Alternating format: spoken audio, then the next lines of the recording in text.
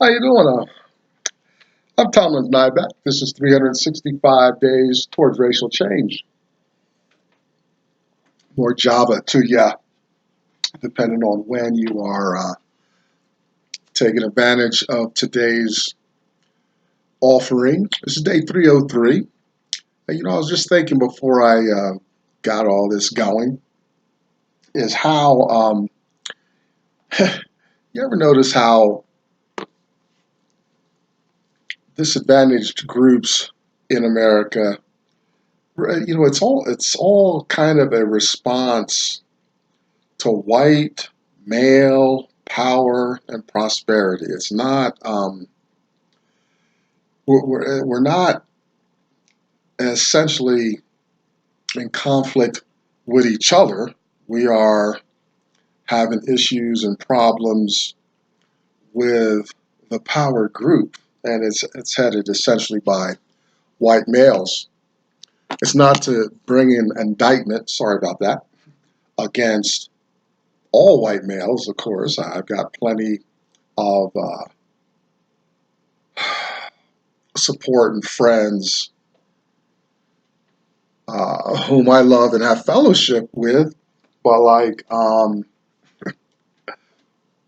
when you talk about putting some energy into bringing some change in your life, it's sad. You almost there's always some white man at the door holding things up in a sense. It's been I've seen it. There's kind of a correlation in my life now that I'm getting some education, that I'm getting engaging material, that this phenomenon uh, has become apparent in my life, and I had not seen it, had not seen its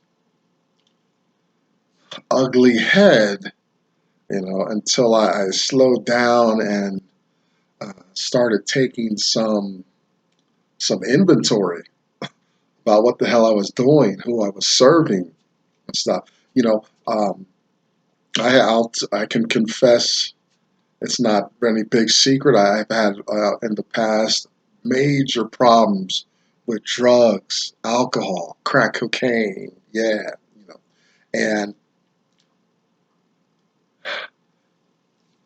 part of my sobriety now comes from, yeah, that messes my life up. It prevents me from having fellowship. I can't work. I don't have resources to sustain myself in a hostile environment to begin with, right? It's like I'm underwater. I'm a mile under water, and I'm throwing off my uh, air supply and resources to survive in that environment when I'm doing drugs and drinking. Well, not only that is a motivation to stay clean and sober, but it's because part of drinking, getting high, serves the very white power establishment that is oppressing me in the first place. Those activities are a promotion of those powers against me enacted, right? And and I don't think I'm paranoid or too far off the mark. Listen, we've got men and women right now as you're watching this, from almost, you know, from a laptop computer and a joystick, can drone strike anyone, anywhere on the planet. We can surveil, from miles up in space. We can take a perfect picture of a postage stamp on a tennis court. Um, Technology's given us access. There's no. It's hard to hide in today's society. right? And we can't sniff out drugs and or take out some of these uh, resources in other nations that are crippling people within the borders of America. Hmm. I mean, do the math. We've been taking out uh, that they get near the oil, right? They get drone struck real quick, right? There's no, we don't let our enemies get near the oil out in the Middle East. So it's hard for me to believe that America has struggled with this war on drugs. No, no, it's not. It's the permission of drugs is what it is. But I participated, right? Nobody put the hand, held my arm behind my back to make me comply and go use drugs and stuff like that. So I'll take my little piece of responsibility. It's just all too convenient that it's in my neighborhood in the first place. So that's what I wonder about. As are these groups try to maneuver, try to navigate, we find white power, the power structure, always there in some way involved. Either have us coming or going. We talked a few episodes back about monopolization and its relation to America, how this model of England's way of monopolizing business and appropriating all the resources and and things from the colonies, and how the colonies tend to have a revolutionary war, and then they turn around and oppress black people in the same way. Well, then that caused their power structures, political, economic struggle between North and South. So there's another civil war, and now the North is okay with black people out in the wind, and the South engages in mass incarceration to keep that free labor flowing, this monopolization, and how us anybody, any group finds itself at a disadvantage is going to engage the power structure in some way to find some relief or resolution. We've always got to ask permission, and it's got to go to Washington to deliberate and make laws and things like that. Why I'm harping on that so much today is because we're going to take a look at a man almost qualifies as a black first. He's one of our borderlines, but I liked his story and wanted to bring it out. Before I go there, let me just ask, how, if you're black, if you have black skin, or if any way of your presentation identification incurs a challenge to you in America, how are you getting along in the system?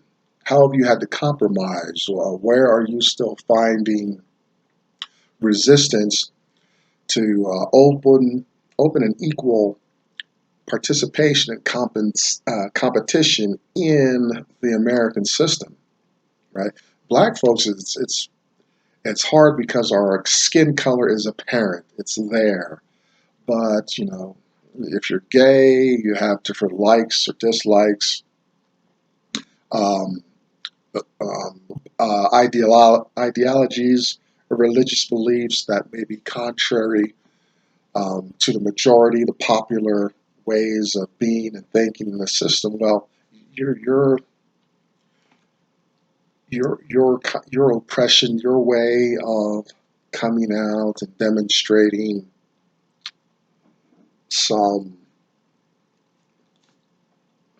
exercising some freedom in the system comes about a little differently because you have to actually disclose um, your identity and work from there. Whereas black people, our skin color is right there on the surface, and it's always that issue. And so there's always a racial discourse. But I do recognize there's other discourses where you're at economically, religiously. A language barrier may cause you to have some challenge in America. And what do you have to do uh, to navigate and be successful to make your ends meet in America? It's sad because America, on paper, in a way, is not supposed to be that way.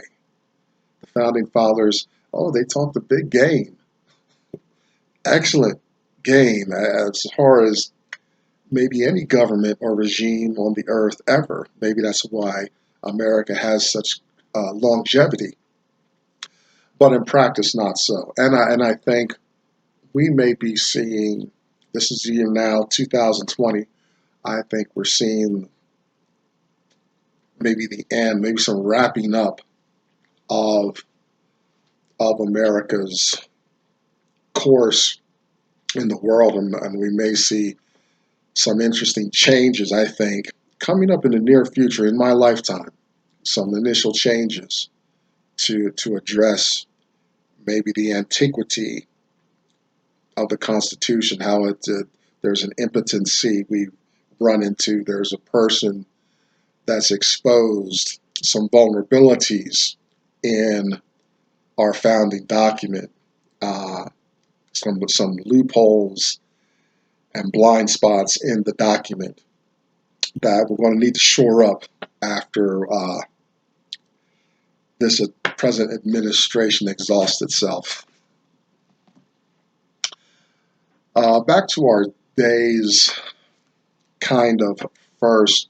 I'm going to talk about a man named John Mercer Langston. Now, this is my big book of Black First. It's all big, but it's hard to find a Black First. And I like to qualify a Black First before we talk about it. First, what a Black First is not. It's not that the astronaut, or a politician, so to speak, graduate of a prestigious Ivy League school, or GM of a automobile manufacturer, or something like that. Because white people have already blazed those trails. Just the Black First in those instances is that a Black person has navigated racism, oppression, and marginalization and all that stuff. And they're the first Black person to penetrate the white sphere. The Black First I look for is the true innovation. Um, Most of these people that I look at are probably of creativity, have creativity, artistic endeavors, the real new things uh, in the history of mankind. That's the first I'm looking for. So, uh, the people I've presented here so far, oh, you know, uh, I have to do some, I have to massage them a little bit to make them a Black First. We're going to get to Mr. Langston in a moment. I'm inspired to do this work by a man named Dr. Claude Anderson. He informs a lot of what we talk about here today. We use a lot of resources. I've read 3 of his works, and you can find them here on YouTube and many other places. Dr. Claude Anderson, a Black history reader, 101 questions you never thought to ask, Black labor, white wealth, search for power and economic justice, and Dr. Anderson's national plan to empower Black America, Powernomics. You can find Dr. Anderson at powernomics.com along with these resources. Behind me, you see the hashtag #us2 symbol. You'll find Black women coming together, having their community, supporting each other. Check out Black Enough, BLAGGENUF, kind of Black Facebook experience. And if you're of a business mind, check out Dr. Boyce Watkins at the Black Business School. If you can't find your flavor here on the internet anywhere, of the billions and billions of .coms and stuff, then do what I did, start your own, get a little grassroots thing going. You'll be surprised at yourself. And this is good mentally. You get to talk back to yourself and educate, do some therapy on yourself, whatever angst you've got. Maybe you've got some good stuff to present. Finally, check out Uncle Tom's Cabin. This is a fictional account of slave life in America, but it's informed by a lot of factual events, and it's some great talking points, education about the roots of some of America's darkest aspects and facets. John Mercer Langston, born 1829, died 1897. He stuck out to me because he organized the first law school in a black institution. Right now, so there I go again. Like plenty of people created law schools and institutions, but you got to give him a little shout out for having a black law school in a black institution. Howard University is where he created this back in 1869. Um, he's another interesting figure because of his involvement with politics in a time when black people did not move in those circles. We see black people today and consider it such a feat and everything. I'm even disillusioned by the progress of black people today, and I don't think about black people in the 1800s penetrating deeply into politics. John Mercer Langston. Um, let's talk about a little about his personal history. He was the product. Now, the book I have has him has his father as a white slave master, black slave mother. Uh, Wikipedia says that both his parents were free. Um, in either case, what you have is at least you know it's a white man, and his mother was probably very light skinned, and so he was very fair. Although he still considered black because white people had this scale. Now, any black in this, and you're considered black. Um, my mother, right? She's a black woman, but she's listed as a white woman on my birth certificate. Well, um, so he was a very fair man, right? He's going to be extremely light skinned, so that helped him penetrate into political circles pretty deeply, right? Now, I guess I would say you're probably hard pressed to find someone of my complexion penetrating, advising presidents and things like that, being ministers of branches of government and ambassadorships. But this dark skin, that you find pretty hard to find. But even his picture and stuff like that, he's a very light skinned fellow. Um, whatever station in life his parents held. Okay. Um, I went on and on about other disadvantaged groups in America because him, like other groups, white women and black men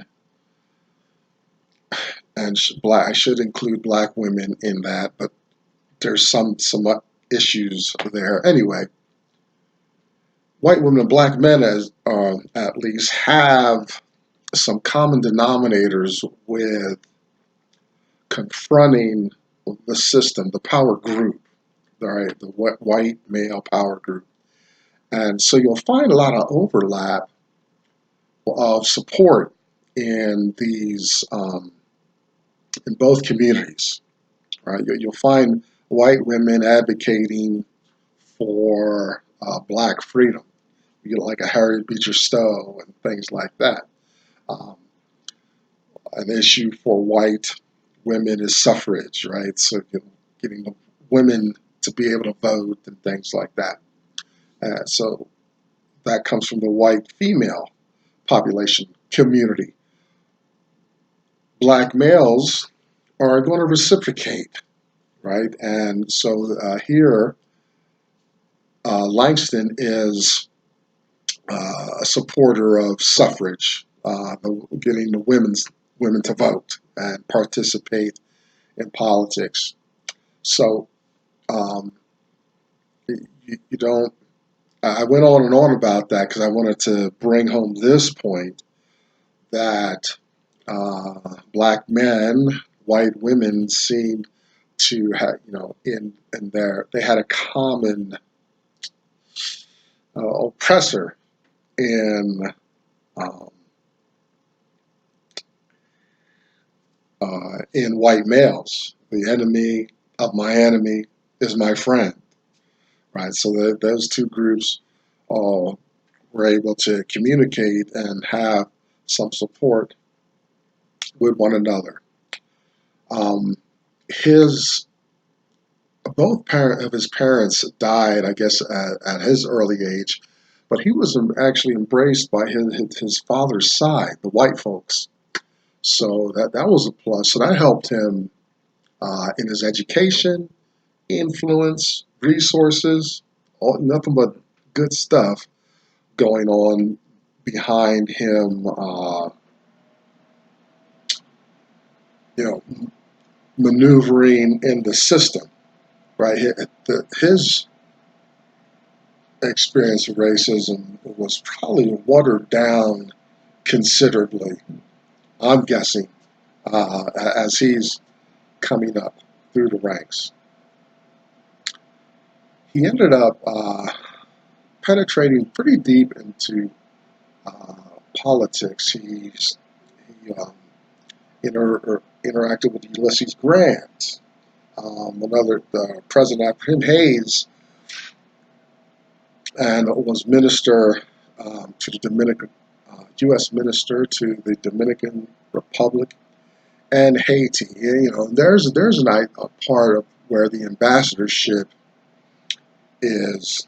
That's a better representation, right? It's not just just white America being represented to a black nation, but you have a uh, better idea of what representation should look like. In my mind, it's America, so therefore the ambassador can be male, female, white, black, Hispanic, Asian, right?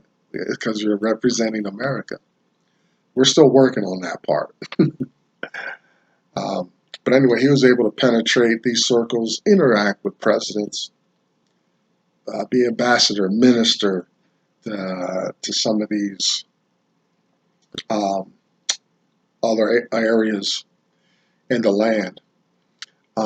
His education um, and influence and everything helped him land uh, a seat and to represent Virginia in the House of Representatives, right? So this is one of the earliest black people to penetrate into uh, white politics, and uh, he was one of the few.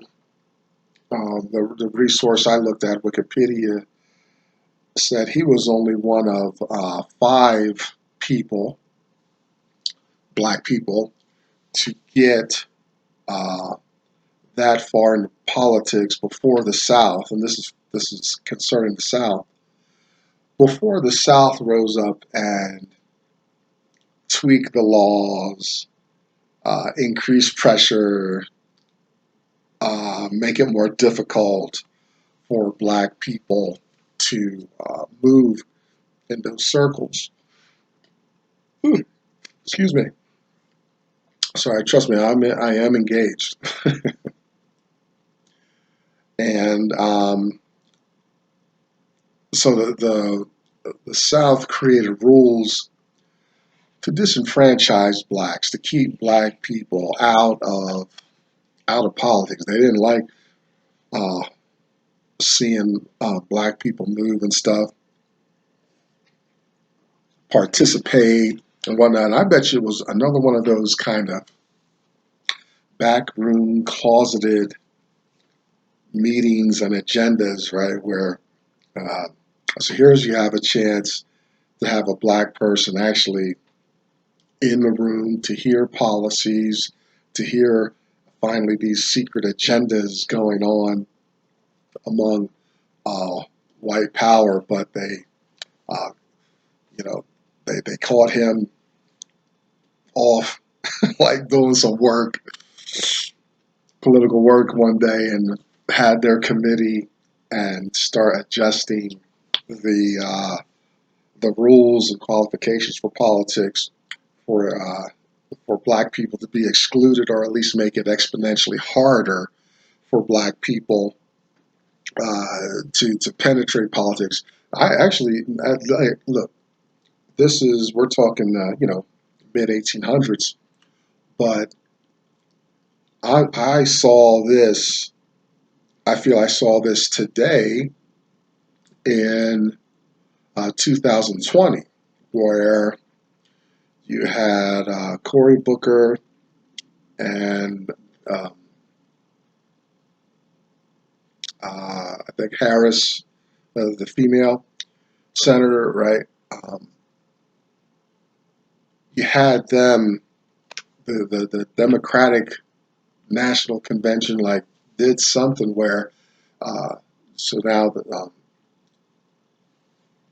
yeah, Kamala Harris actually she got out of the race early. She had some other issues going on, but the rules were changed where Cory Booker couldn't participate in the debate, so he lost his visibility, and that just destroys you if you can't be visible, and which I don't think should be a